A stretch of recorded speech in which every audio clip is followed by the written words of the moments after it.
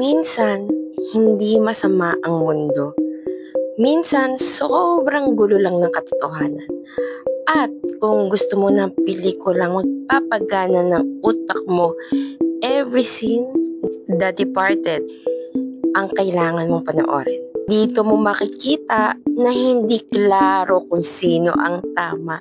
Bakit ko nasabi? Kasi may mga taong nakaman in uniform sa palabas ng to ang nagtrabaho sa loob ng kabilang grupo at meron ding tao na galing sa kabilang grupo pero nasa loob ng sistema ng enforcement team. Parehong undercover, parehong nag-iisip ng galaw, parehong hindi sigurado kung kanino dapat magtiwala. Bawat eksena may tensyon, hindi siya yung tipong sunod-sunod na action agad . Ito yung movie na mapapahinto ka at iisipan mo, ano kayang mangyayari next?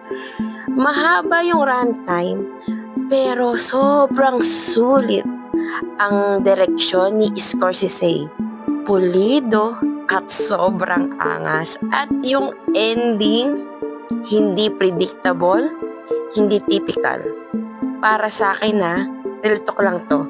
Hindi ito para sa lahat kasi may mga taong mabilis maboard dahil hindi mabilis yung pacing. Pero para sa akin sobrang worth it niya kasi bawat eksena may bigat, may mga sobrang quotable na punchline at kailangan mo talagang mag-isip. Ako nga pala si Kai at kung gusto mo ng pelikulang hindi lang basta action pero may magandang storytelling na talagang mapapaisip ka, ito na ang next movie mo.